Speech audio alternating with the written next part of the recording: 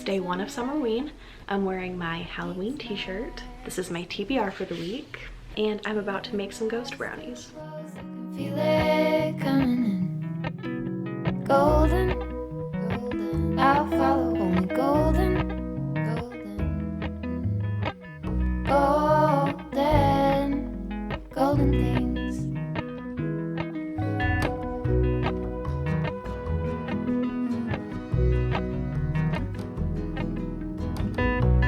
Mountain laurel high fives for miles in spring.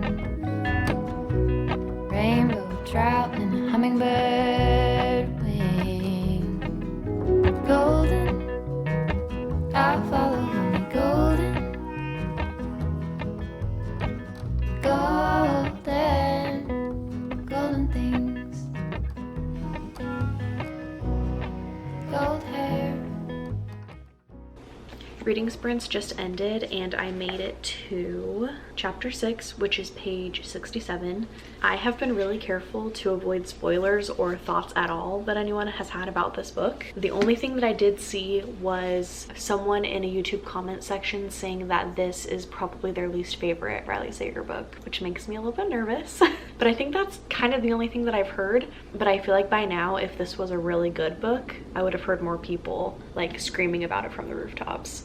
I don't know, I'm a little nervous, especially because it's feeling kind of slow. Like things are only really now kind of starting to pick up and start happening, and I'm like almost 100 pages in. This one fits for the prompts to read a book set during the summer, and it has a night sky on the cover. This one is about a man named Ethan, I'm pretty sure. When him and his best friend were 10 years old, they were having a sleepover in a tent in Ethan's backyard, and his friend Billy was missing in the morning. And there was a really long slash in the tent that has made people think that someone sliced the tent open and took Billy out of it and kidnapped him. And so now it's decades later, and this event has kind of like ruined Ethan's life. He has moved back home to his childhood home where all of this happened, and there starts to be some things happening around Billy. So far it's just been a lot of boring stuff of us getting to know the neighbors, which I know could potentially be really important depending on who important people end up being in this case. But so far I'm just kind of bored. Those are kind of my initial thoughts. Hopefully it picks up a little bit. I really love with Riley Sager's books how you don't really ever know if a book is going to be paranormal or not. Like things could seem paranormal the entire book and then they end up being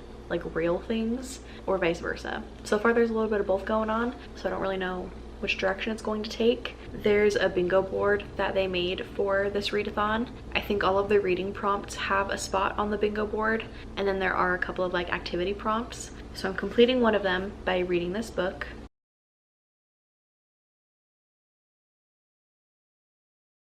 And then I also completed another one by making a like spooky Halloween inspired treat or snack. As you saw, I made those ghost brownies.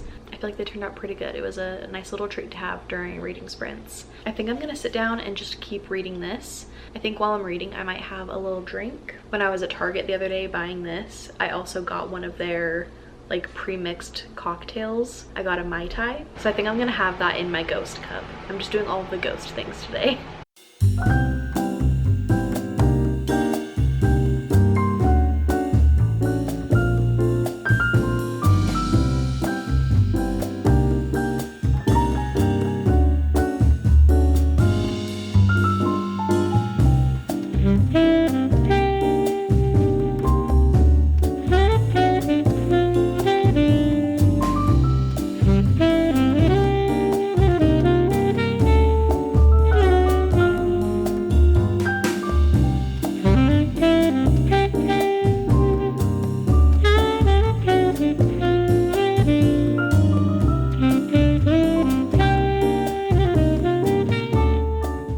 It's the end of the third day of the readathon. We went swimming today at my in-laws' house and it was so much fun. I made my reel for today to post on Instagram because one of the challenges for this week, for day 3 specifically, is to make a reel of your reading routine. I don't really know if my video counts as like a routine, but it's just me reading middle of the night in the pool.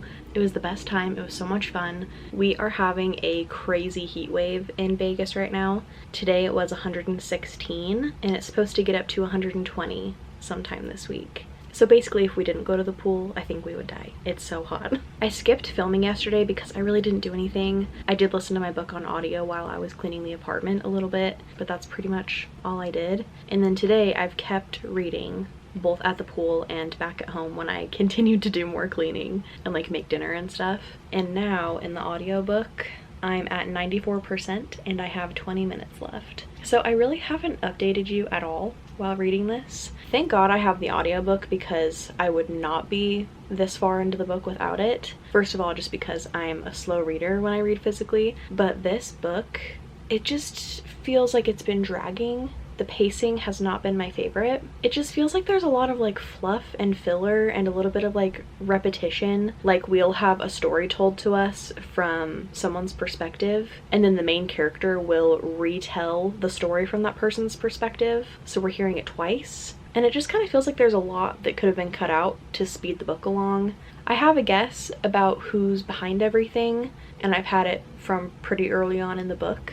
I'm really just kind of wishing that there would have been more with the Institute. I think that that aspect of this book is super interesting, and I wish that it would have gotten introduced sooner and that we also would have spent more time there. But if I had to rate this right now, I think it's gonna be like 3 stars. Like, it's not bad, but I'm also not like in love with it. I'm definitely gonna finish it tonight though, so I'll make sure to give you my final thoughts before I go to bed. Speaking of my bed, I have my setup for my day 2 picture. I didn't take it yesterday, so I decided to take it today. I still need to edit it, but the prompt was to post a picture of a sunset stack using purple, pink, and orange books. I will have future Summer put a picture on the screen of how it turned out. Present me though is going to edit it while I listen to the last little bit of the audiobook. Maybe I'll try to film me listening to the last 20 minutes so I can try to catch any like reactions on camera. Hopefully something good will happen that will make me have a really good crazy reaction.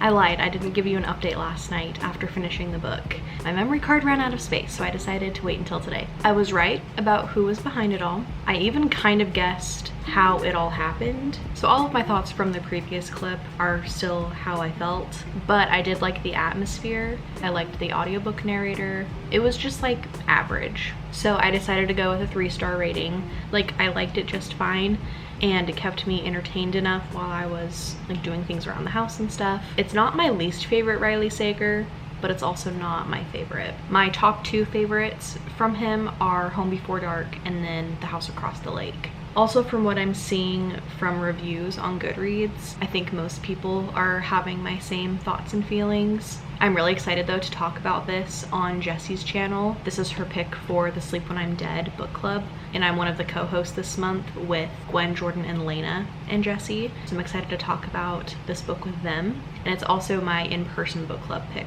for the month too, so I'll get to talk about it a few different times with friends. So I'm kind of sad I didn't like it more since I'm gonna be like doing so much with it this month, but it's fine. It's been a pretty slow day today, and my only plans for the day are that I have reading sprints on Jessie's channel at 5 o'clock my time. And the book that I'm going to read tonight is Something is Killing the Children. This is volume 1 of a comic/graphic novel series. My friend Elise got this for me a little bit ago.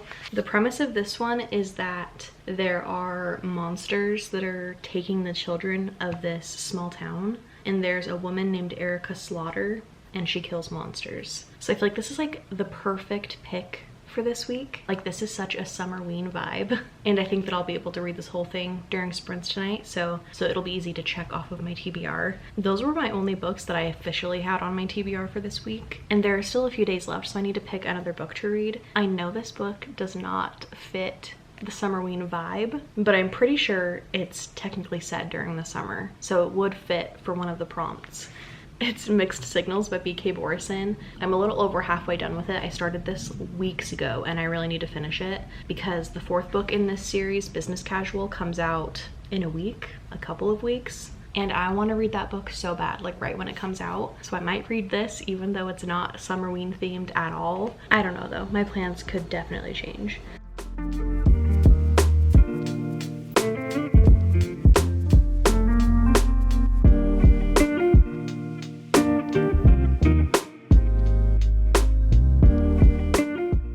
sprints just ended and I started and finished Something is Killing the Children, and I really liked it. I'm giving it 4 stars. It was brutal and intense, very gory, but really interesting. The main chick, Erica, I love her. She's iconic. I love her personality and just like how kind of like blunt she is. She was really funny. Some of the things that got introduced in this volume, I'm excited to read more about as they kind of talk more about them in later volumes. I'm definitely continuing in this series.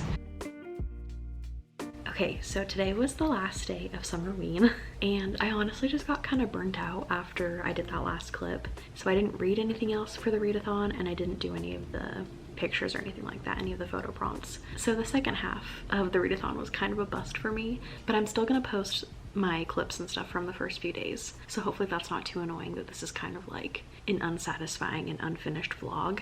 I'm really happy with the books that I read though. Even though I didn't like love Middle of the Night, I needed to read it anyway, so I'm glad that I completed that during this readathon. And then I really enjoyed Something is Killing the Children. If you participated in this readathon, you'll have to let me know in the comments what your favorite book that you read this week was. And if you made it to the end of the video, leave a ghost emoji in the comments. Thank you so much for watching, and I will see you in the next one.